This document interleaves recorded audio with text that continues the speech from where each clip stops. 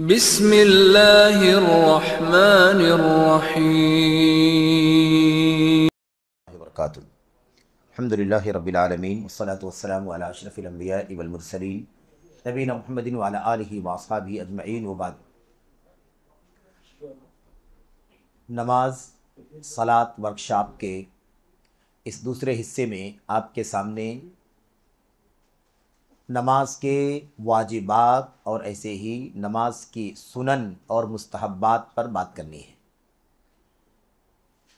ہمارے پاس وقت کی قلت ہے، اس لیے ہم سرسری طور پر ان چیزوں کو گنا لیں گے، سرسری طور پر گنا لیں گے کہ واجبات کون کون سے ہیں، سنتیں کون کون سی ہیں، نماز کی حالت میں مکروہ اور ناپسندیدہ چیزیں کون کون سی ہیں، اور اس کے بعد پھر نماز کا طریقہ انشاءاللہ تبارک و تعالی ہم آپ کے سامنے پڑھیں گے۔ ابھی ہم لوگوں نے جو پڑھا ہے وہ نماز کی شرط ہے۔ نماز کی شرطوں کے بعد ہمارے سامنے جو بات ہے خاص وہ یہ ہے کہ نماز کے واجبات، نماز کے مستحبات، نماز کے فرائض وغیرہ کیا ہیں، یہ آپ کے سامنے پیش کرنی ہے۔ اس کے بعد نماز کی کیفیت یعنی نماز کی صفت کا طریقہ۔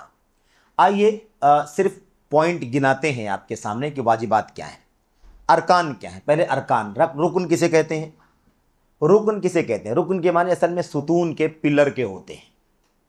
رکن کے معنی ستون کے پلر کے ہوتے ہیں، اسی لیے ارکان ایمان، ارکان اسلام یعنی کیا مطلب؟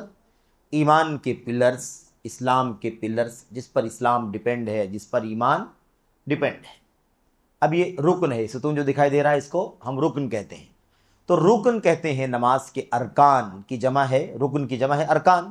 تو نماز کے ارکان کا معنی یہ ہوتا ہے کہ وہ نماز کا پلر ہے، یعنی وہ پلر ہے تو نماز ہے، وہ پلر نہیں ہے تو نماز نہیں ہے۔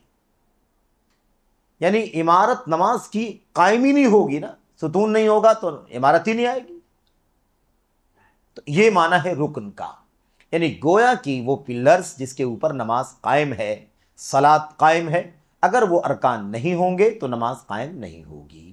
5 ارکان اسلام کے، اگر ایک رکن کوئی توڑ دے تو مسلمان ہوگا؟ وہ نہیں مسلمان ہوگا۔ 6 ارکان ایمان کے، اگر ان میں سے کوئی ایک رکن چھوڑ دے تو کیا مومن ہوگا؟ وہ نہیں ہوگا۔ اسی طریقے سے اگر نماز کے اندر جو ارکان ہے ان میں سے رکن کوئی چھوڑ دے تو اس کی نماز نہیں ہوگی۔ اس میں معاملہ ہونے نہ ہونے کا ہے، ایسا نہیں ہے کہ سجدے سہو کر کے تلافی ہو جائے گی، نہیں، سجدے سہو کی جگہ آگے آ رہی ہے۔ اگر نماز کے واجبات میں سے کوئی واجب چھوٹے گا تو سجدے سہو کر کے اس کی بھرپائی ہو جائے گی۔ رکن چھوٹے گا تو نماز دہرانا پڑے گا، اور واجب چھوٹے گا تو سجدے سہو سے اس کی تلافی ہو جائے گی۔ سنت کوئی چھوٹ جائے گی تو نماز ہو جائے گی، انشاءاللہ نماز پر کوئی فرق نہیں پڑے گا، لیکن جان بوجھ کر کے کوتاہی کرنا درست نہیں ہے۔ ایک دم پورے طور پر ارکان کی رعایت، پورے طور پر واجبات کی رعایت، پورے طور پر سنتوں کی رعایت کرنا ضروری ہے۔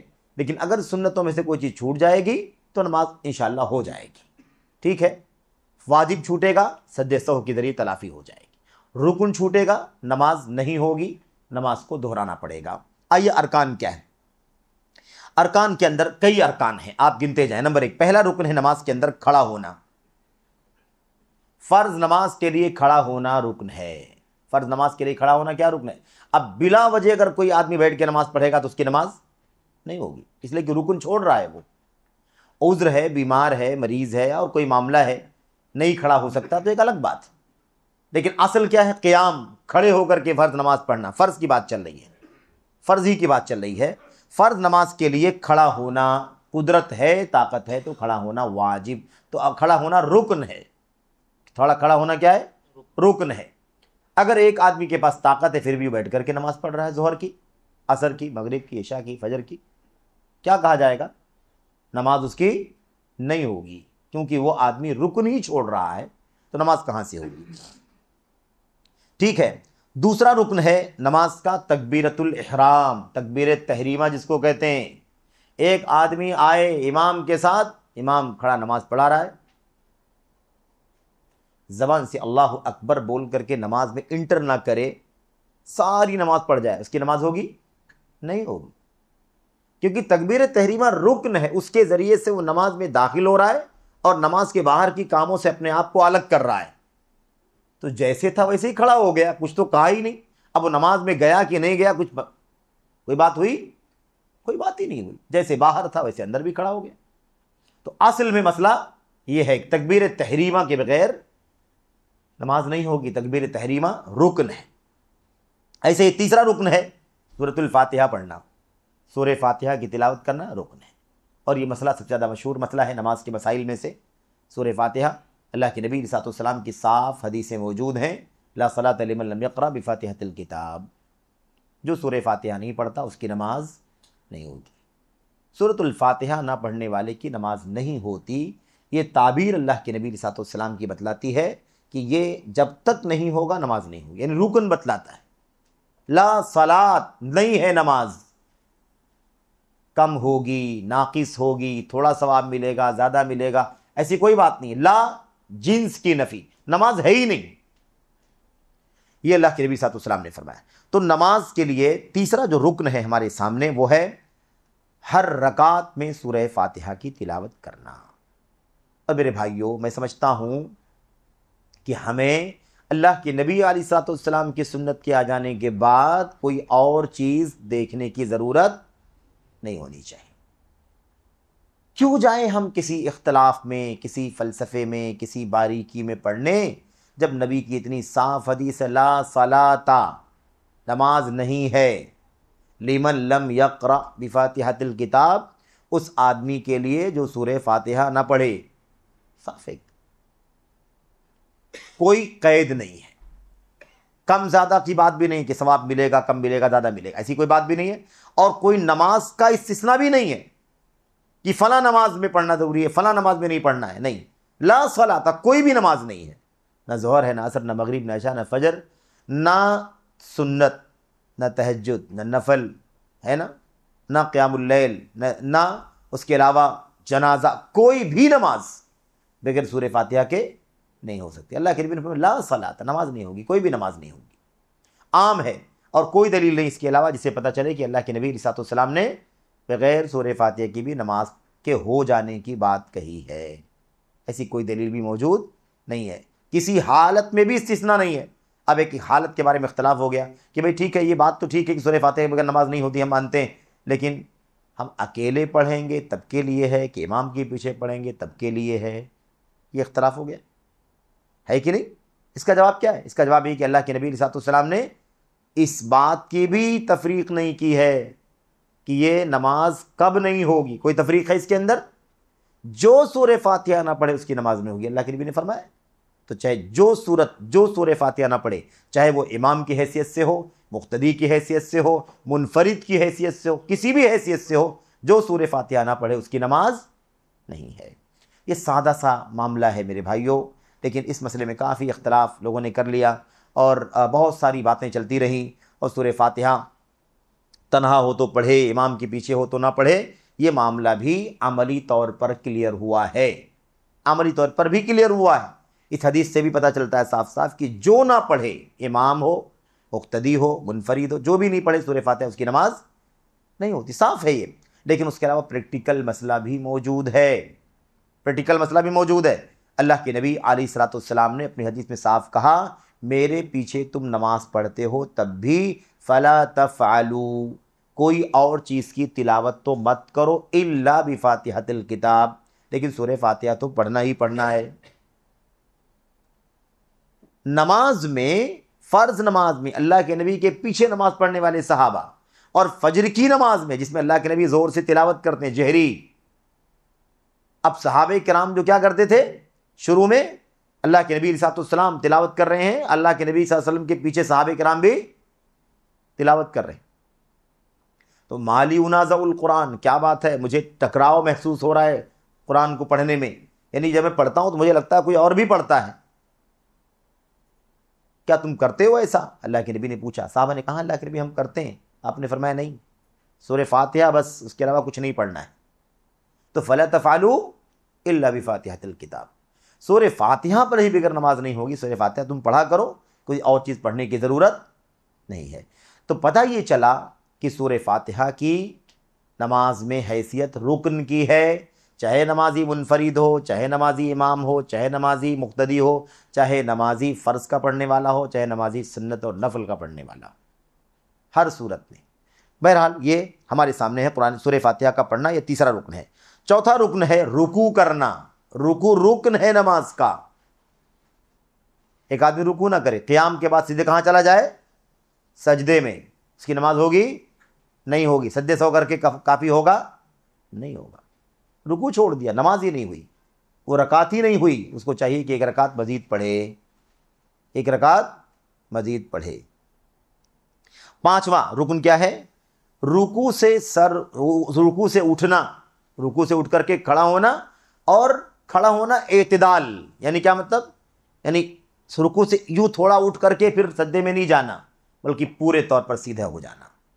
यानी खड़े होने की हालत में इंसान की हड्डियां जहाँ जहाँ जाती हैं वहाँ वहाँ चली जाएं, सीधा खड़ा हो जाए रुकू से उठ करके।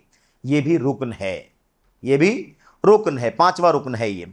उसके बाद छठा रुकन कौन सा है? 7 हड्डियों पर सजदा करना। 7 हड्डियों पर सजदा करना। 7 हड्डियां कौन सी हैं? दोनों हाथ, दोनों घुटने, दोनों पैर के अंगूठे यानी उंगलियां, और पेशानी नाक समेत, पेशानी नाक समेत, और ये दोनों हाथ, दोनों घुटने और दोनों पैर के अतराफ, ये 7 हड्डियां हैं। अल्लाह के नबी ने फरमाया मुझे हुक्म दिया है कि मैं हुक्म दिया गया है कि मैं 7 हड्डियों पर सजदा करूं। ये है, तो 7 हड्डियों पर सजदा करना, ये छठा रुकन है। 7वां रुकन कौन सा है? सजदे से सर उठाना, सजदे से उठना। सजदे से उठना ये रुकन है। सजदे से उठ करके फिर दूसरा सजदा करना है, और सजदे से फिर उठना है। ये रुकना, ये उठना क्या है? ये भी रुकन है। अच्छा, 8वां रुकन क्या है? दोनों सजदों के बीच में बैठना। इसमें बड़ी कोताहियां हो रही हैं। जिसको क्या कहते हैं? जलसे इस्तिराहत कहते हैं। जलसे इस्तिराहत, दोनों सजदों के बीच में बैठना। कुछ लोग सजदे के बीच में बिल्कुल स्टॉप नहीं करते, सजदे से यूं उठते हैं ऐसे, और फिर उसके बाद दूसरे सजदे में डायरेक्ट ही चले जाते हैं। नहीं, दोनों सजदों के बीच में क्या करना है? दोनों सजदों के बीच में जलसा शॉर्ट बैठना, यानी सजदे से उठ करके यूं बैठना 2-4 सेकंड, और फिर उसके बाद दूसरे सजदे के लिए जाना। ये भी रुकन है। आप सोचिए क्या है ये रुकन। ये सारी बातें कहाँ से ली गई हैं?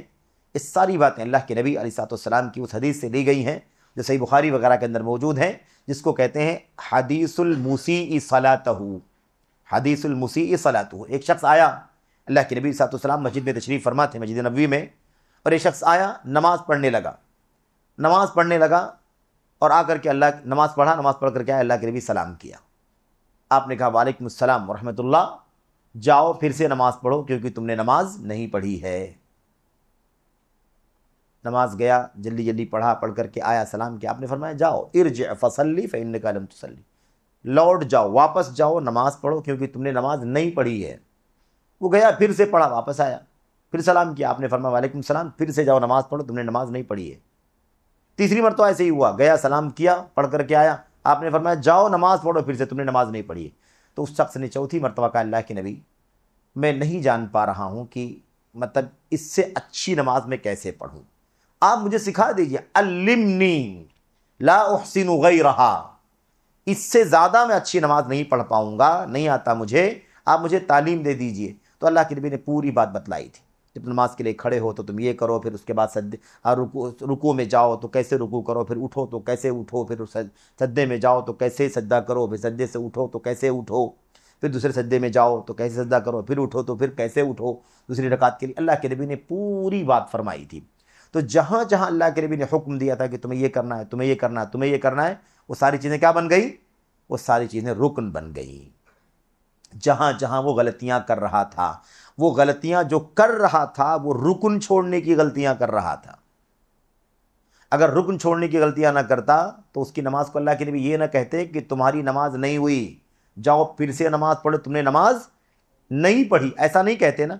आप कहते जाओ सजदे सौ करके कंप्लीट कर लो, तुम्हारी नमाज में फ़लाँ काम کمزور رہ گیا ہے، واجب چھوٹ گیا ہے، سجدے 100 کر لو، اس جو سجدتین 2 سجدہ کر لو، سلام پھیر لو، تمہاری نماز کی کمی کیا ہو جائے گی؟ پوری ہو جائے گی۔ آپ نے کیا فرمایا؟ جاؤ نماز پڑھو، پھر سے تم نے نماز نہیں پڑھی ہے۔ اس کا مطلب یہ ہوا کہ رکن چھوڑ رہا تھا، اور جہاں جہاں رکن چھوڑ رہا تھا اللہ کے نبی نے اس کی تاکید فرمائی، اور انہی باتوں کا ذکر آپ کے سامنے حدیث کے حوالے سے یہ چل رہا ہے۔ تو 7واں مسئلہ کیا ہے؟ سجدے سے سر اٹھانا، اور 8واں مسئلہ ہے دونوں سجدوں کے بیچ میں بیٹھنا۔ کیوں اللہ کے نبی نے فرمایا تھا حتی تطمئن جالسا، مطمئن ہو کر کے بیٹھ جاؤ، جلدی سے مت کرو، ایک سجدہ پھر اٹھے پھر دوسرا سجدہ نہیں، بیٹھو پہلے سجدے کے بعد مطمئن ہو جاؤ، اطمینان سے بیٹھ گئے، اب پھر دوسرا سجدہ کرو۔ اس کو کیا کہا گیا؟ رکن کہا گیا۔ ایسے ہی 8ویں چیز کیا ہے؟ تمام کاموں میں، نماز کے تمام کاموں میں اطمینان ہونا چاہیے، ایک دم جلدی جلدی رکوع سجدہ قیام قومہ نہیں، اعتدال اطمینان ہونا چاہیے۔ 10واں مسئلہ کیا ہے؟ آخری تشہد رکن ہے۔ آخری تشہد کیا ہے؟ رکن ہے۔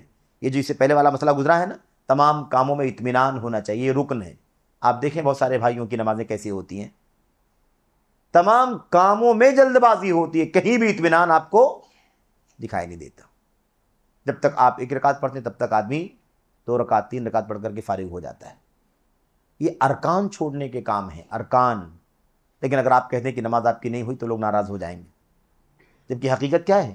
رکن چھوڑ رہا ہے، وہ رکن کی وجہ سے اس کی نماز حقیقت میں نہیں ہو رہی ہے۔ اس کے بعد اللہ کے نبی علیہ الصلوۃ والسلام کی حدیثوں سے کیا پتہ چلا؟ آخری تشہد۔ اب جن نمازوں میں 2 تشہد ہے تو پہلا تشہد واجب ہے، دوسرا تشہد آخری والا کیا ہے؟ آخری تشہد رکن ہے۔ ایسے ہی 11واں مسئلہ کیا ہے؟ دوسرے تشہد کے لیے بیٹھنا، دوسرے تشہد کے لیے بیٹھنا۔ تو ایک ہے التشہد الاخیر، اس کا معنی کیا ہوا؟ اس کا معنی ہوا اس کے اندر اللہ کے نبی صلی اللہ علیہ وسلم کی بتائی ہوئی دعا پڑھنا، التحیات للہ، یہ رکن ہے۔ یہ کیا ہے؟ رکن ہے۔ اور تشہد کے لیے بیٹھنا کیا ہے؟ یہ بھی دوسرا رکن ہے۔ تشہد کا مطلب شہادتین کا اقرار۔ التحیات کے اندر شہادت ہے کہ نہیں شہادت ہے؟ جہاں انگلی ہم آئے کی بات اس کا بھی ذکر آئے گا۔ اس کے بعد 12واں مسئلہ، نبی کریم صلی اللہ علیہ وسلم پر درود پڑھنا آخری تشہد میں۔ تحیات کی بات آئی تھی، اب یہ درود ہے، السلام علیکہ ایھا النبی، تحیات کے اندر، اور یہاں پر کیا ہے؟ اللہم صلی علی محمد، یہ نبی کریم صلی اللہ علیہ وسلم پر درود پڑھنا۔ یہ کیا ہے؟ 12واں رکن ہے۔ 13واں رکن ہے نماز کے تمام کاموں میں ترتیب کا خیال کرنا۔ کوئی کام آگے پیچھے نہیں ہو سکتا، ایسا نہیں ہو سکتا کہ سجدہ آدمی پہلے کر لے رکوع بعد میں کرے، بالکل بالترتیب ہی، قیام، اس کے بعد رکوع، قومہ، پھر اس کے بعد سجدہ، دوسرا سجدہ، پھر دوسری رکعت کے لیے قیام، یہ ترتیب ہے۔ تشہد پر سلام پھیرا جائے گا، یہ اللہ کے نبی صلی اللہ علیہ وسلم کی حدیث کی ترتیب ہے۔ اس کے بعد 12واں اور آخری رکن ہے 2 سلام پھیرنا۔ 12واں اور آخری رکعت کا کام ہے، رکن ہے 2 سلام، التسلیمتان۔ یہ ہیں کل ٹوٹل کتنے ہو گئے؟ یہ ہمارے سامنے 14 نماز کے ارکان 14 ہیں۔ اب ان سب کی دلیلیں بھی ہیں، لیکن ہم ان سب کو پڑھیں اور تو اس میں کافی وقت درکار ہے اس کے لیے، لیکن ساری باتیں جو آپ کے سامنے پیش کی گئی ہیں سب مدلل ہیں، صحیح روایات کے ساتھ، حوالے، صفحے اور حدیثوں کے نمبر کے ساتھ ساری تفصیلات موجود ہیں۔